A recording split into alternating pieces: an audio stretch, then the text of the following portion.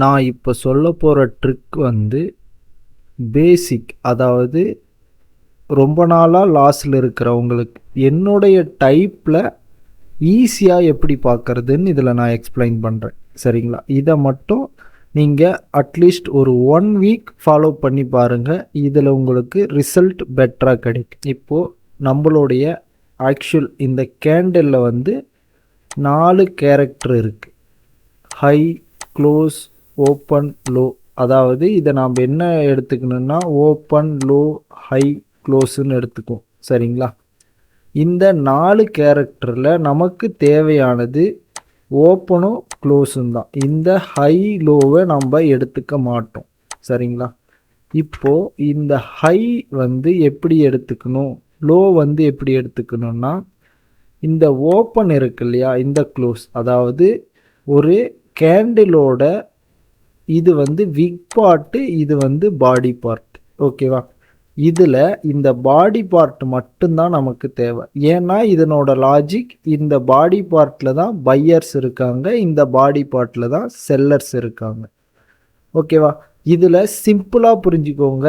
இதில் highest of the பாடி வந்து resistance, lowest of the பாடி வந்து சப்போர்ட்.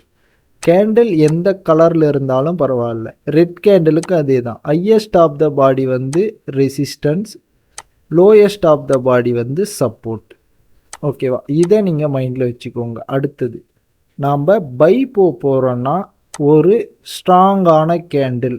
ஓகேவா? ஸ்ட்ராங்கான கேண்டிலோட ஹையஸ்ட் ஆஃப் த பாடி பார்ட்டை பிரேக் பண்ணி இருக்கணும். ஓகேவா? இதை ரெசிஸ்டன்ஸ் பிரேக்குன்னு, லோயஸ்ட் ஆஃப் த பாடி பார்ட்டை பிரேக் பண்ணால் இது சப்போர்ட் பிரேக்குன்னு நாம் எடுத்துக்குவோம் என்னுடைய டைப்பில்.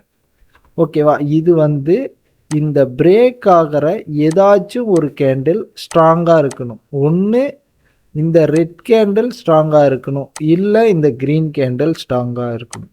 சரிங்களா? இதை யூஸ் பண்ணி இதுக்கு அட்டாச்சாக ஒன்று இருக்குது, அது இஎம்ஏ, அதாவது மூவிங் ஆவரேஜ். அந்த மூவிங் ஆவரேஜையும் இதையும் யூஸ் பண்ணி நீங்கள் ஈஸியாக என்ட்ரி எப்படி எடுக்கிறதுன்னு பார்க்கலாம். இந்த ப்ளூ கலரில் இருக்கிறது 21 மூவிங் ஆவரேஜ். நம்மளோட கிளாஸை ஆல்ரெடி பார்க்குறவங்களுக்கு இது தெரியும். இந்த பிளாக் கலரில் இருக்கிறது இதனோட 5 மடங்கு.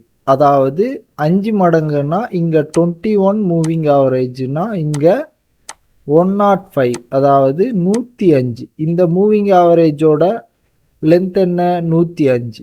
சரிங்களா? இந்த மூவிங் ஆவரேஜ் எப்படி ஆட் பண்ணுறதுன்னு தெரியலனா இண்டிகேட்டரில் இருக்கும், அந்த இண்டிகேட்டரில் போய் நீங்கள் ஆட் பண்ணிக்கலாம். இப்போது இதில் நீங்கள் என்ன பண்ணணும் அப்படின்னா நல்லா கவனிங்க. இங்கே பாருங்கள், இந்த மாதிரி நமக்கு செல் வருது, இதை பிரேக் பண்ணி மார்க்கெட் மேலே மேலே போகுது.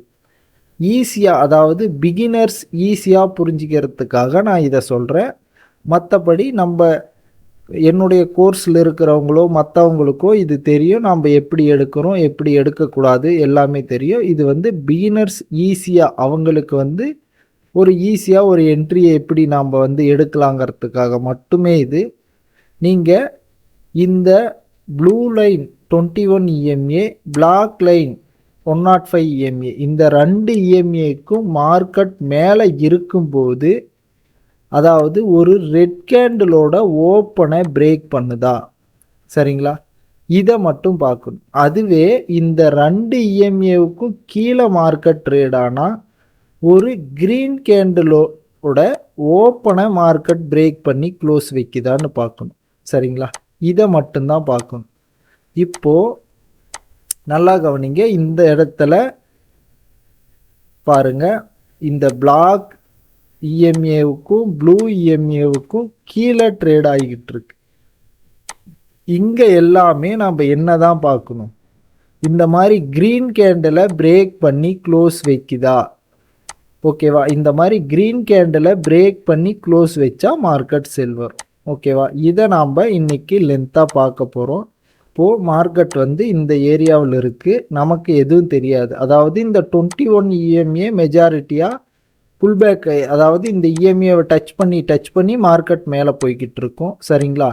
எப்படி வந்தால் என்ட்ரி எடுக்கலாம் அப்படிங்கிறத பாருங்கள். இப்போது மார்க்கெட் செல்லில் வந்திருக்கு. செல்லில் வந்துட்டு இந்த அதாவது ரெட் கேண்டில் மார்க்கெட் பிரேக் பண்ணியிருக்கா, இதுக்கப்புறம் நீங்கள் பைக்கு பார்க்கலாம். ஓகேவா?